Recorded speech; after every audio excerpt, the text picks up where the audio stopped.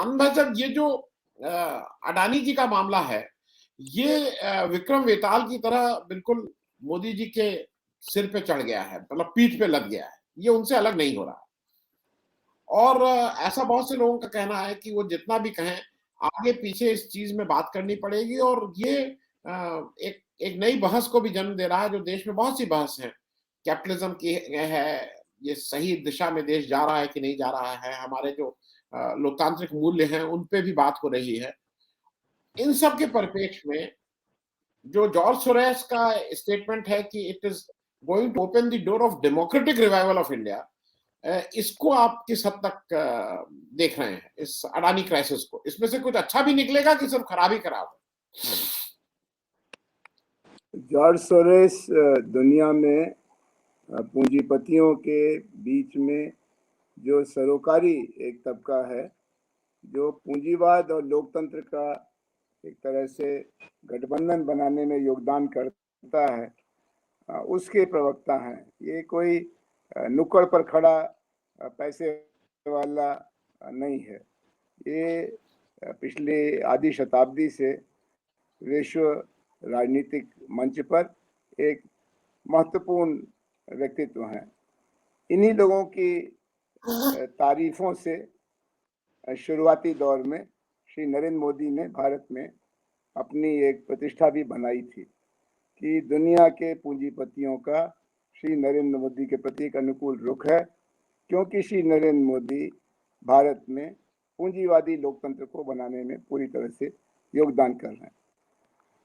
अब श्री अडानी का जो प्रकरण है, ये पूंजीवाद की जो आत्मा है, जिसको कहते हैं बाजार की प्रतियोगिता, उसके जरिए श्रेष्ठतम को आगे बढ़ने का मौका है।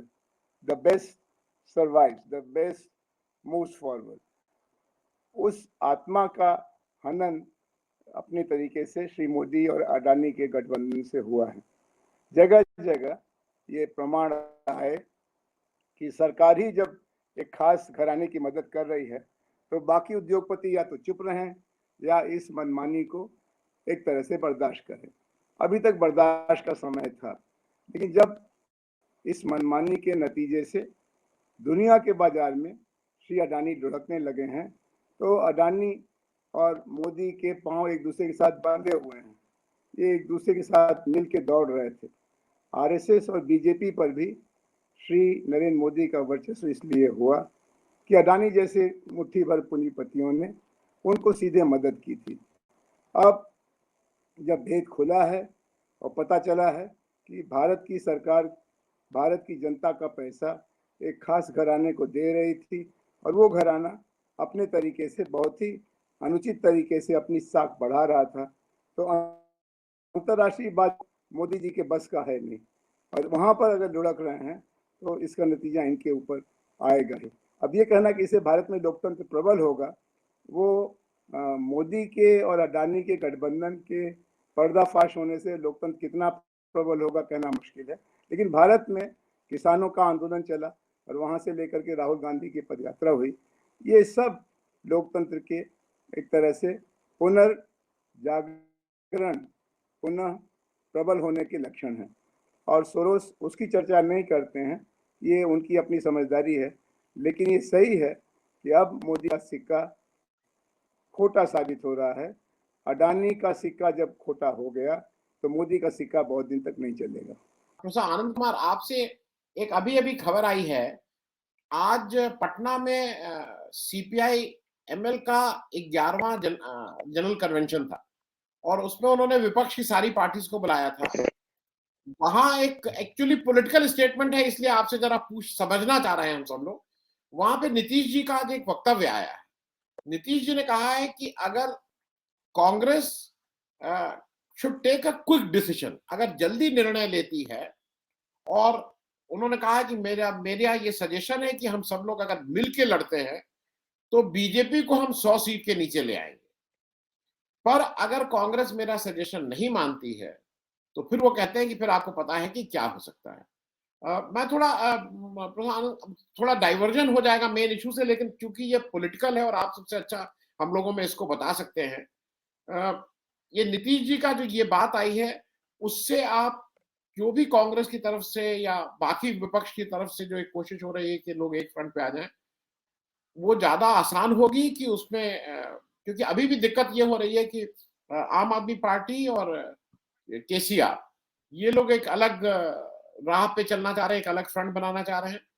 अखिलेश जी का अभी क्लैरिटी नहीं हो रही है कि वो जो महागठबंधन नीतीश जी का, आरजेडी का और कांग्रेस का है उसके साथ आएंगे। तो इस ये जो स्टेटमेंट आया है इसको आप कैसे देख रहे हैं प्रोफेसर आनंद कुमार?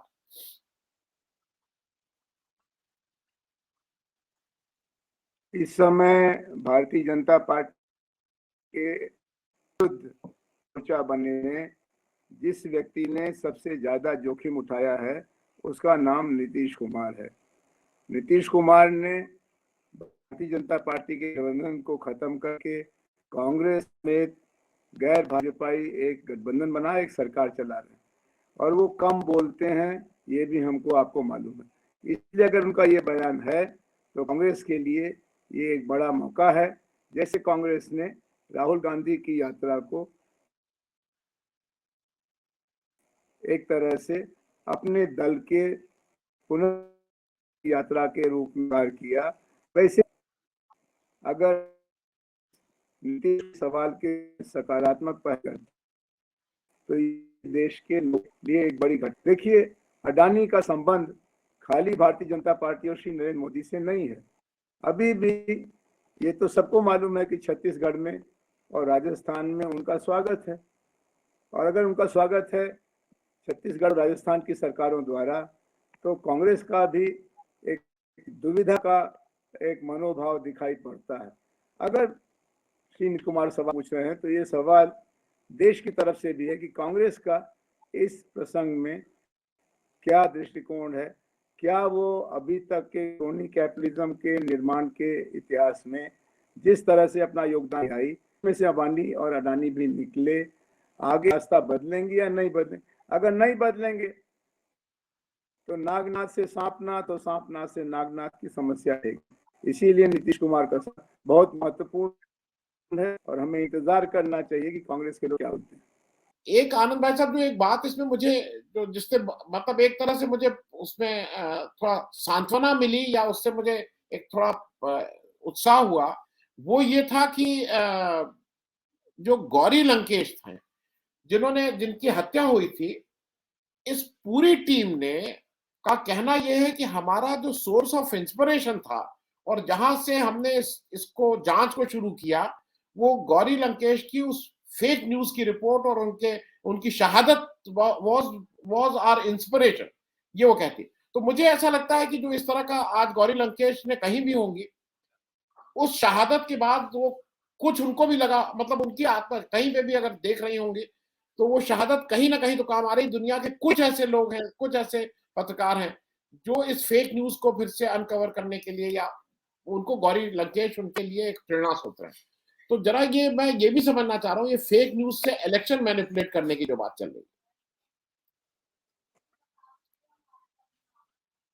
प्रोफेसर आनंद भाई साहब। देखिए, चुनाव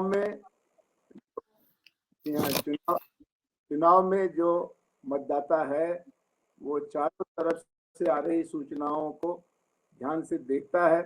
कभी कभी जब सूचनाएं एक तरफा होती हैं तो कुछ समय के लिए जहाँ सांप है वहाँ रस्सी, और जहाँ रस्सी है वहाँ सांप का भ्रम हो जाता है। और ये मीडिया के एक हथियार की तरह से इस्तेमाल होता है कि लोगों के दिमाग को बदलने के लिए चारों तरफ से एक खास तरह का दबाव पैदा करो। इसलिए जो अभी का प्रबंध तंत्र है, खासतौर पर श्री नरेंद्र मोदी जैसे नेताओं का, जो रोजी रोटी के सवाल पर जनता के आक्रोश को दूसरी तरफ मोड़ने में सक्षम हुए हैं, उनको मीडिया के दुरुपयोग की पूरी एक तरह से आदत जैसी है। इसी के समानांतर मीडिया में भी कुछ लोग होते हैं जो सच के साधक होते हैं और वो अपनी सीमाओं के बावजूद की लीक से लेकर के गौरी लंकेश तक एक समानांतर परंपरा भी है।